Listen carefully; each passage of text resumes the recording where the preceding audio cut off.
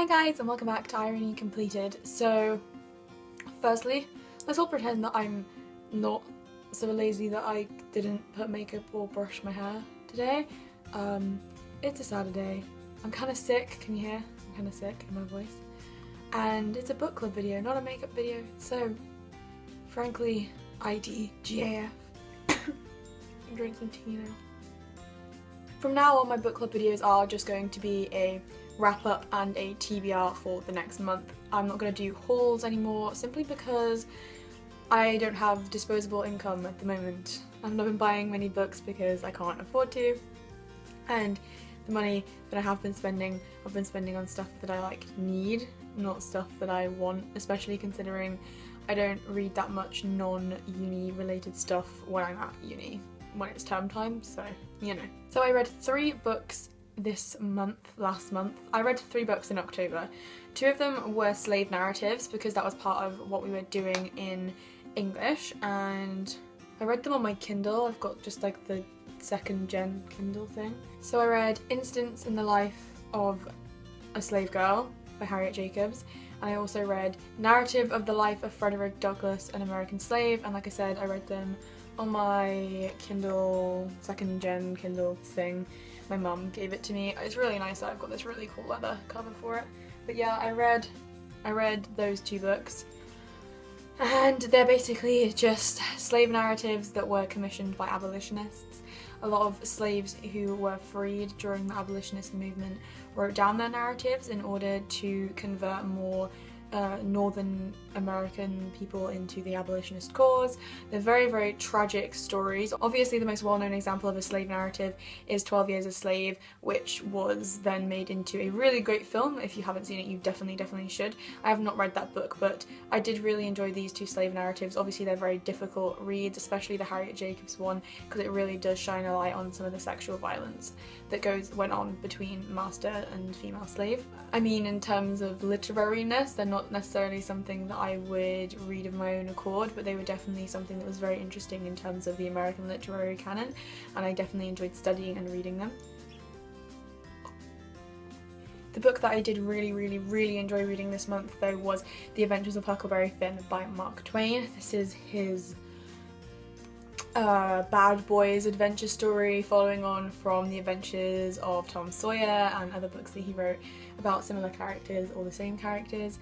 This is probably the more famous of the bad boys adventure stories that Mark Twain wrote, just because Huckleberry Finn is the classic rafting down the Mississippi tale about freeing slaves, and it's just very interesting, and I really enjoyed reading this.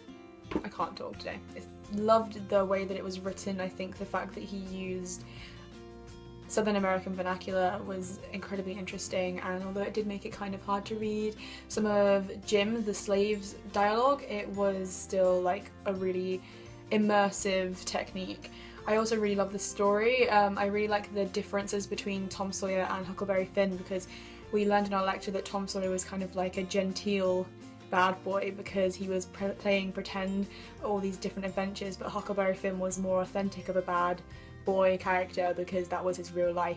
And this is one of the first books where an American person wrote about the American lowbrow working class South, and I think that's just so interesting. And also for a text that is looking backwards onto slavery post the Emancipation Act, it is highlighting the fact that the treatment of black people in America at the time that Mark Twain was writing was not all that different from the time that he was writing about. Mark Twain was apparently very dissatisfied with the way that the Emancipation Act had actually not done enough for black people in America after they were freed from slavery, so it's really super interesting to read around this text as well as just reading the text.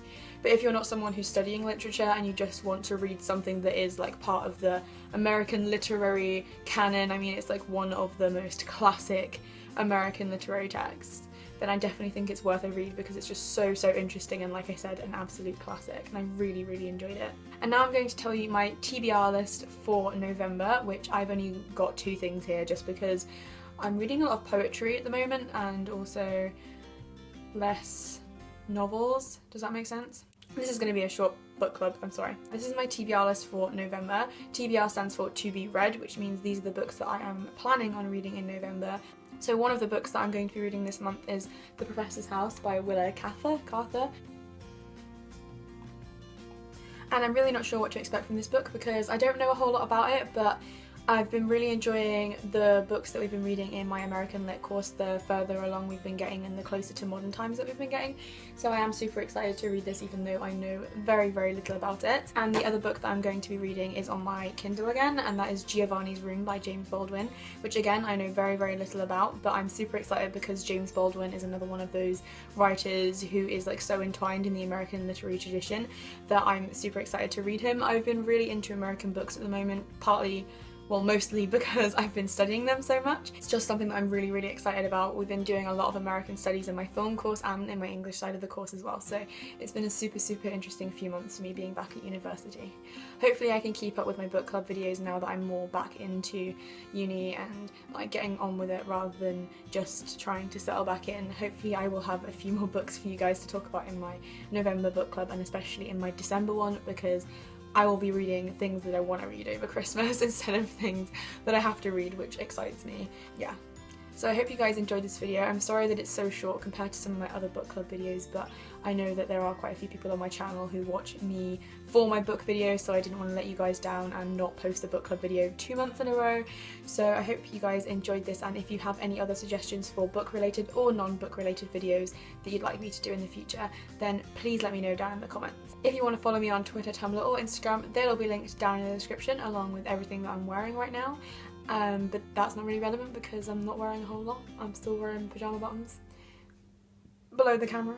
YouTuber secrets. Thank you guys so much for watching, and apologies again that this video is kind of a dud, but like I said, didn't want to miss out on another book club. Hope you guys enjoyed it anyway. Bye!